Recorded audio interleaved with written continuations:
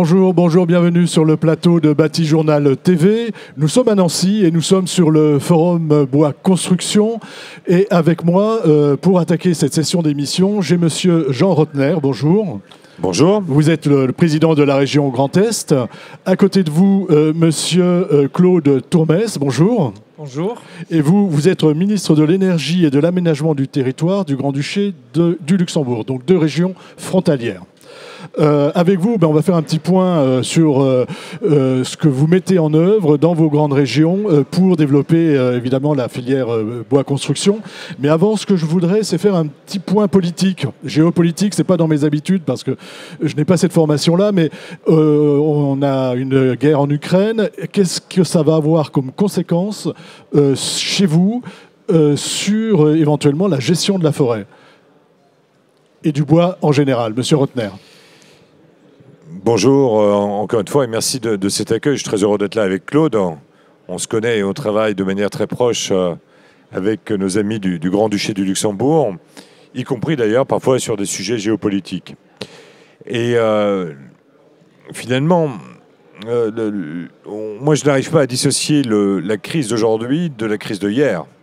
Ça fait 2 ans que nous étions en crise mondiale liée à l'épidémie du Covid. Ça nous a obligés dans la filière bois, dans la filière construction, dans l'économie finalement à repenser. Une période de crise, ça peut être aussi un élément positif pour bien relancer un certain nombre de filières. Mais personne, c'est vrai, ne s'attendait à cette crise géopolitique majeure en termes de ressources, de matières premières, d'énergie. C'est une crise mondiale, mais c'est également une crise européenne dans laquelle Claude, en tant que ministre, pourra peut-être mieux nous en parler. Je crois que l'Europe a fait preuve d'une maturité et de décisions exemplaires qui nous permettent d'espérer. C'est vrai que, comme président de région, j'ai peu de maîtrise sur le prix du baril du pétrole ou le prix du gaz. Par contre, j'ai la possibilité d'organiser sur le territoire des filières économiques, de les renforcer, d'agir sur la commande publique. C'est tout cela que nous mettons en œuvre et surtout d'être beaucoup à l'écoute du monde entrepreneurial. Est-ce que ça veut dire que vous pensez à la réindustrialisation, à travailler cette filière bois-forêt finalement comme un atout, qu'il s'agisse de construction, de bois-énergie ou de choses comme ça? Bien sûr, mais ce n'est pas la crise ukrainienne, ça. C'est la crise et la logique du moment. Et c'est l'économie du moment. Aujourd'hui, nous avons compris que nous devons relocaliser. C'est quelque chose qui avait débuté avant la crise ukrainienne et qui s'amplifie aujourd'hui, de telle manière à ce que cette réindustrialisation, cette relocalisation se fasse réellement sur notre territoire et que le bois que nous produisons ne partent peut-être plus à l'étranger, y compris sur des pays européens lointains, partent peut-être nettement moins en Chine, et que dans la construction, aujourd'hui, la filière bâtiment comprenne que la filière du bois, c'est une filière d'avenir, et que nous puissions y contribuer, parce que dans l'économie carbone que nous devons faire, le bois joue un rôle décisif et majeur. Monsieur Tourmès, sur ces questions. Donc en fait, on a le défi climat. Qui dit climat dit bien sûr construire des maisons qui n'utilisent plus d'énergie fossile, ce qui va aussi réduire notre dépendance, par exemple géopolitique par rapport à la Russie. Par exemple, à Luxembourg, nous avons une loi qu'à partir du 1er janvier de 2023, il n'y aura plus d'énergie fossile dans les maisons. Tout sera chauffé aux pompes à chaleur dans des maisons très très efficaces. Quand je dis ça, en fait, il n'y aura plus d'émissions de CO2 pendant la durée de vie de la maison, mais il y aura beaucoup plus d'attention sur l'énergie grise qui est comprise dans les matériaux de construction. Et donc, le bois, c'est le matériel de construction avec la moindre empreinte carbone. Et donc, le bois sera un des atouts pour amener nos économies sur le zéro carbone. Ça, c'est un. Et c'est quoi le lien avec à la fois la crise Covid, mais aussi la crise russe? C'est qu'on était dans une mondialisation débridée. Au début de la crise Covid, on était vulnérable parce qu'on n'avait pas de production de masques en Europe, les vaccins. En fait, on était et Jean l'a très bien dit, en fait, l'Europe s'est saisie, les pays et on a reconstruit en fait des filières dans la santé. Et on va faire la même chose. Il faut faire la même chose avec l'énergie et sur le bois. Sur le bois, on va faire la même chose. Et donc, je suis ici aujourd'hui avec Jean Rodner sur ce congrès parce que nous voulons travailler ensemble dans la grande région, donc le Grand Est, la Sarre, Rhénanie-Palatinat, Wallonie, Luxembourg, pour construire et reconstruire, pour dynamiser cette filière bois parce que nous sommes le département de la forêt, en quelque sorte. La grande forêt vosgienne, enfin en Alsace et en Franche-Comté, si on descend un peu plus bas chez moi. Sur on va dire sur le changement climatique cette fois-ci, comment vous appréhendez, enfin le changement ou le dérèglement, je préfère parler dérèglement climatique, comment vous abordez dans vos deux grandes régions cet aspect-là? C'est-à-dire, quelles sont les actions que vous menez pour la forêt?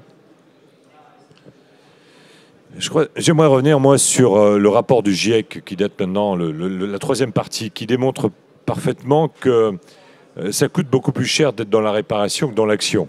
Donc aujourd'hui, nous devons être dans l'action. Et vis-à-vis de la forêt, on a été touché par la sécheresse, par la crise du scolyte, par effectivement des choix économiques qui font que notre bois part à l'étranger. Donc aujourd'hui, on relocalise, c'est dit, on stocke du bois. Aujourd'hui, on a créé dans notre plan de relance une stratégie de stock de bois ici, de telle manière à éviter qu'il ne parte. Grosso modo, on stocke le bois vert, on sort le bois scolité et on travaille le bois scolité aussi, qui est un bois qui n'est pas un bois indigne, mais au contraire, on l'a démontré, un bois qui peut servir dans la structure et dans la structure des bâtiments. Et c'est un travail qu'il faut faire aujourd'hui avec les architectes, avec le monde du bâtiment. Le bâtiment bois, aujourd'hui, c'est une vraie chance. On est rentré ici à l'instant, on s'est fait la même remarque. C'est-à-dire que tous les stands sont en bois. C'est un salon apaisé, c'est un salon calme. Moi, quand je vais dans une école entièrement construite en bois, les instituteurs me disent « c'est plus la même chose qu'avant ». On s'y sent bien. Voilà. J'étais encore hier à la rencontre d'une intercommunalité très fière qui me disait « on est en train de construire ». C'est à Bouxières, pas très loin de Nancy. On est en train de construire une école en bois et en paille. Et on va en faire un chantier ouvert au monde du bâtiment pour qu'ils puissent apprendre là aussi. Parce qu'on a encore beaucoup à apprendre. Il y a ce caractère de confiance qu'il faut donner au monde du bâtiment. Le bois, c'est véritablement l'avenir. Et donc pour nous, c'est une filière que nous poussons, que nous développons. Alors à la fois dans la relocalisation, dans la modernisation de la première transformation, il faut la numériser, il faut lui permettre de s'industrialiser de manière extrêmement forte. Et donc là, il y a des lignes de crédit fléchées qui permettent de renforcer tout particulièrement cette filière chez nous. De votre côté, chez vous, comment ça se passe? Il y a beaucoup de forêts au Luxembourg? Oui, mais le Luxembourg, c'était, pendant Napoléon, c'était le département de forêt. Donc je crois qu'il y a 55-60% de notre surface qui sont des forêts. Donc, nous avons trois axes de politique. La première, c'est ma collègue ministre de l'Environnement qui a mis en place maintenant des subventions pour préparer nos forêts au réchauffement climatique. Et donc, il faudra planter d'autres essences, il faudra gérer la forêt face à ce stress hydrique aussi extrême. Ça, c'est un. La deuxième, c'est nous avons une politique très ambitieuse dans l'utilisation du bois dans la construction. Nous voulons faire 30, 35, 40% de notre marché construction à la fois dans le nouveau, mais aussi dans les rénovations. La densification des quartiers va se faire par des extensions de maisons existantes qui sont souvent en béton, avec une extension qui souvent va se faire en bois. Et après, on connaît tous les avantages, en plus, au niveau constructif de le faire. Parce que c'est très solide et c'est plus léger que les bétons, et ça a une empreinte carbone beaucoup moindre que le béton. Et donc, un, c'est bien gérer les forêts.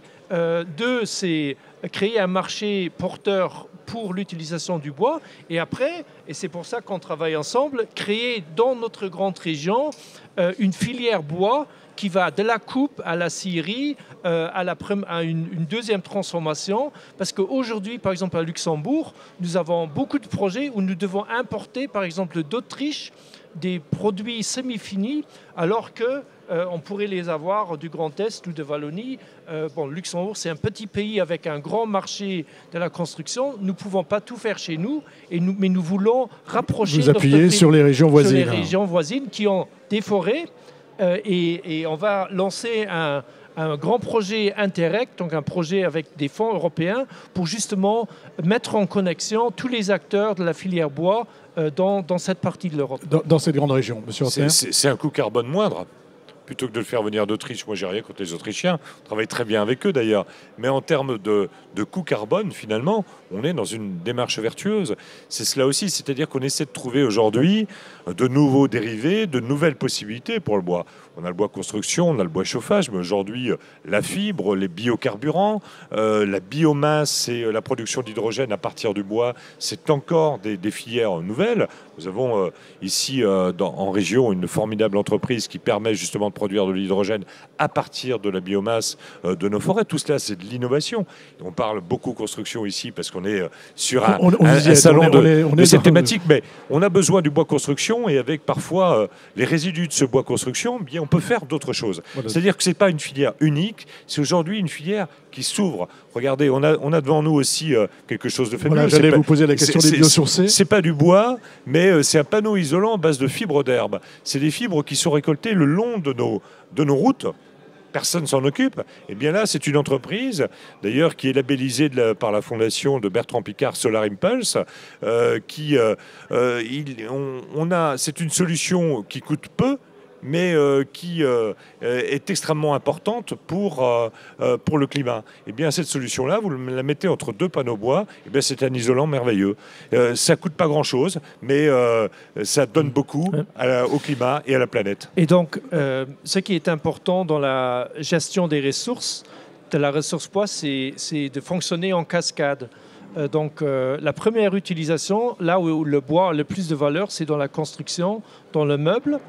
Mais après, en fait, il y aura des déchets dans la production, il y aura la réutilisation, et c'est là où la filière bois énergie a toute son importance. Bois énergie aujourd'hui, dans des installations de cogénération avec des très très hautes efficiences, et demain, et vraiment aussi utiliser les fibres bois dans la production d'hydrogène. Je voudrais revenir sur un point qui est important, dont on entend beaucoup parler, c'est la gestion de la ressource. Est-ce qu'on a suffisamment de ressources et est-ce que gérer la forêt pour la construction, pour des isolants, pour du bois énergie, c'est compatible un peu avec la demande sociale qui est d'avoir des forêts dans lesquelles on peut se promener. C'est vraiment un débat important. Comment vous gérez ça dans vos deux grandes régions ? Il y a un vrai sujet de pédagogie, c'est-à-dire que c'est vrai qu'aujourd'hui, il y a des groupes de pression qui sont là, qui ne comprennent pas la gestion de la forêt. Un arbre, c'est un cycle de vie, et quand cet arbre arrive au bout de son cycle de vie, c'est aussi, il rejette le carbone qu'il a emmagasiné pendant tout son cycle de vie. Il faut faire comprendre ça à la population. Le fait d'abattre un arbre, ça permet parfois d'éclairer une partie de la forêt et de permettre à de jeunes pousses de remonter. C'est tout le travail que l'on fait avec le monde de la forêt. Claude en a parlé tout à l'heure, c'est aussi aujourd'hui la sélection de nouvelles espèces. Nous sommes en train de créer des maternités de graines que nous allons chercher dans le sud et que nous testons avec l'INRAE, avec l'ONF, pour savoir quelles sont les espèces de demain qui pourront résister là aussi à la transformation de la forêt.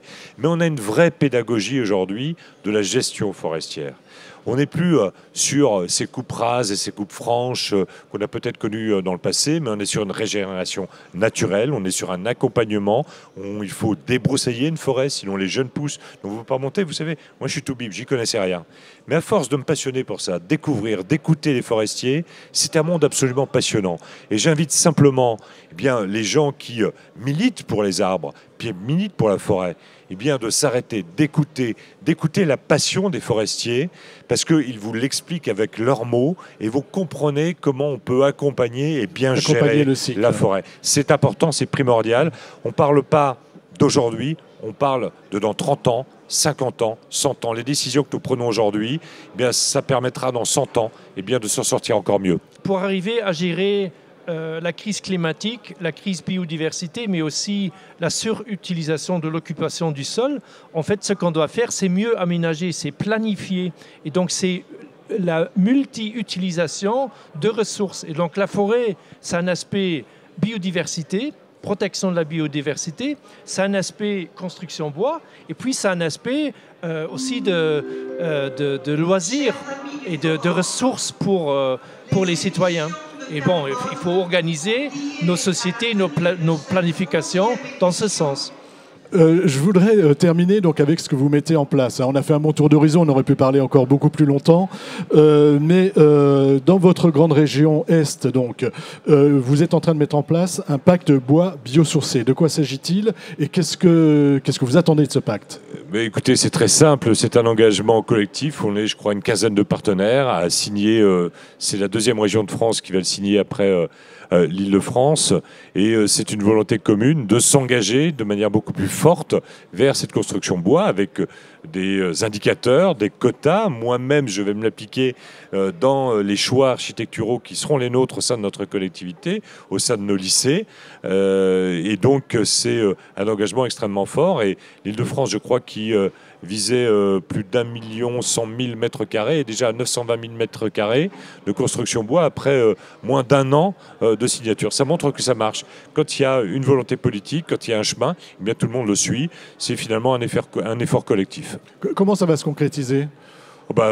On signe. À part la signature. On signe et derrière, on se contrôle, on s'engage. C'est-à-dire que les partenaires disent, Rotner, toi, dans tes lycées, tu n'es peut-être pas assez performant. Oui, je vais augmenter la surface plancher construite en bois. C'est un engagement fort, public. Vous savez que ce n'est pas simplement une signature. Pour moi, c'est un engagement politique, au sens noble du terme. C'est la valeur de l'exemple, en fait. Oui, c'est la valeur de l'exemple et c'est d'appartenir pour la région à une filière dans laquelle elle croit. À votre tour, qu'est-ce que vous faites dans le Grand-Duché ? On fait, je dirais, des choses similaires, peut-être encore moins formalisées. Donc, nos bâtiments publics construits en bois. Notre administration de la forêt n'est pas seulement soucieuse de la ressource bois, mais elle travaille, par exemple, sur une plateforme digitale pour permettre que le bois à Luxembourg est utilisé dans des bâtiments à Luxembourg ou dans la grande région. Et donc, après, moi, mon souci, c'est aussi, comme je l'ai expliqué avant, de mettre maintenant, en fait, cette coopération qu'on a, ou ce genre de pacte qu'on a dans le Grand Est ou à Luxembourg, de le faire plus large pour toute la grande région, en y incluant la Sarre, la Rhénanie-Palatinat, la Wallonie, pour faire de cette partie de l'Europe un champion de la bonne utilisation de la ressource bois. D'accord, c'est vraiment, je crois que ce qui est important, votre message, c'est la grande région. Ce n'est pas uniquement vos régions, chacune dans leur coin. Vous travaillez ensemble. Aujourd'hui, ce sera le mot de la fin. Aujourd'hui, c'est la France, et en l'occurrence moi, qui préside la grande région.